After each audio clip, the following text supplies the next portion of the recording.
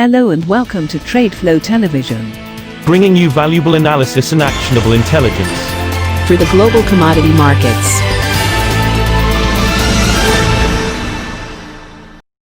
These are some of the key topics that we will be looking into in today's program.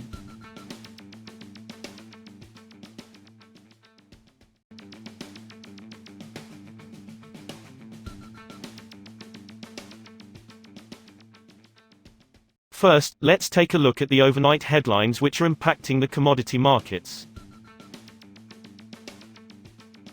China's top copper smelters on Friday cut their floor treatment and refining charges for copper concentrate in the third quarter by 3.6% from a year ago, according to two people with knowledge of the matter, amid concerns over tight supplies. The China smelters purchase team set the treatment charge floor at $53 per ton and the refining charge floor at 5.3 cents per pound during a video conference, said the people, who declined to be identified as the information is not public. That compared to $55 per ton and 5.5 cents per pound for the third quarter of 2019.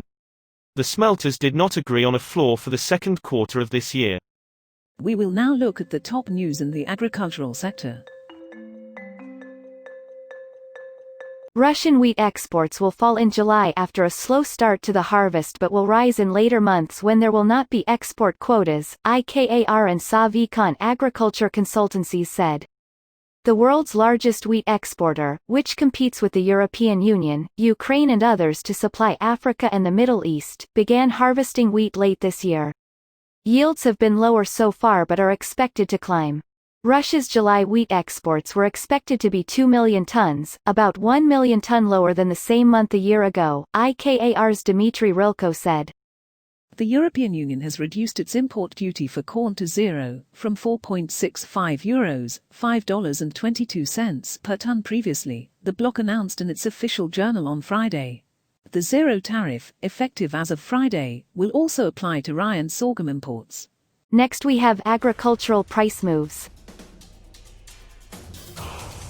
London cocoa prices on ice hit 1 half-year lows on Friday as further signs emerge that the coronavirus pandemic has battered demand for the chocolate ingredient.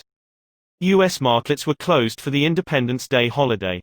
September London cocoa ended down £31, or 1.9%, at £1,585 per tonne, having touched its lowest since December 2018 at £1,575. September Robusta coffee closed down $3, or 0.3%, to $1,199 a tonne. August white sugar settled up 70 cents, or 0.2%, to $351 a tonne. We will now take a look at energy price moves.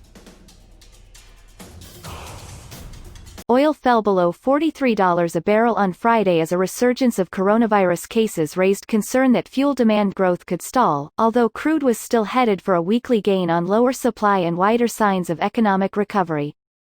The United States reported more than 55,000 new coronavirus cases on Thursday, a new daily global record for the pandemic.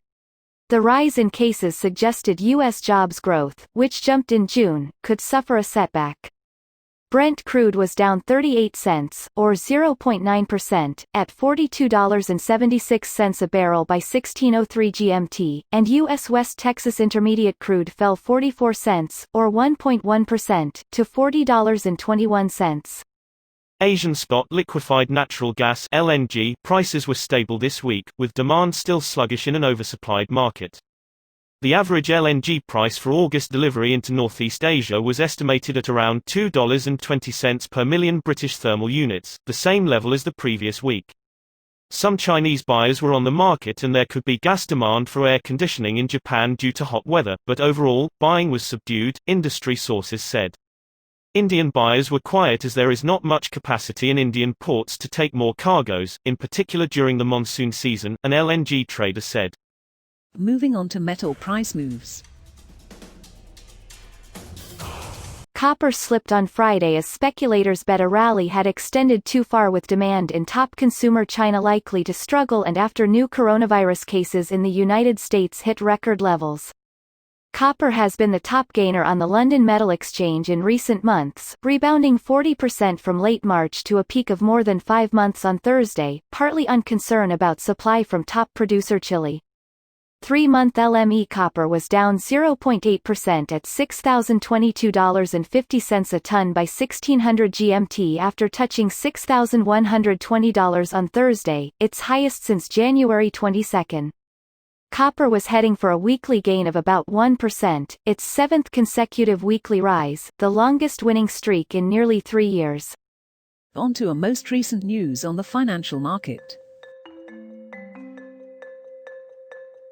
The dollar edged up on Friday but was set for its biggest weekly fall since the start of June, as a sentiment boost from better-than-expected jobs data in the United States was tempered by surging coronavirus cases. The U.S. Labor Department said on Thursday that payroll surged in June but the reaction in currencies was limited. Even after 2 months of job recovery from May, the U.S. economy has regained just over a third of an historic plunge of 20.787 million jobs lost in April. Broader market sentiment improved as Asian shares rallied to a 4-month high overnight following a brisk pickup in Chinese service sector activity. Against a basket of currencies, the dollar rose less than 0.1%, to 97.249 at 13:53 GMT. Friday saw its biggest daily gains this week, but it is still on track for its biggest weekly fall since the first week of June. The euro was little changed against the dollar, at 1.1237. It gained against the safe haven Swiss franc and fell versus the commodity-driven Norwegian krone. The plunge in Eurozone business activity caused by lockdowns imposed to stop the spread of the coronavirus eased sharply last month as more businesses reopened and people ventured out, a survey showed on Friday. Around 11 million people have been infected by the virus globally, but as the number of daily reported cases has fallen across much of Europe, governments have loosened restrictions on people's movement. To support ravaged economies, the European Central Bank expanded its pandemic-related bond purchases to a total of €1.35 trillion last month, while governments have waded in with unprecedented levels of fiscal stimulus. That may be paying dividends as IHS Markit's final Composite Purchasing Managers Index, seen as a good gauge of economic health, bounced to 48.5 in June from May's 31.9, better than a 47.5 preliminary reading and close to the 50 mark, separating growth from contraction. Finally, we have updates on key economic events that will take place this week. On Monday, we have German May industrial orders and German May manufacturing output. On Wednesday, the UK Chancellor is set to announce an update to his plans for steering the economy through the coronavirus crisis. Thursday we'll have the Eurogroup meeting. And on Friday, the Riksbank minutes from the monetary policy meeting will be published and a video conference of EU economics and finance ministers will be held. That is all for today's news on the commodity market. Stay tuned to TradeFlow TV as we continue to provide you with more updates. You can also follow us on Twitter at TradeFlow TV1, which allows you to watch our program on your mobile device or desktop.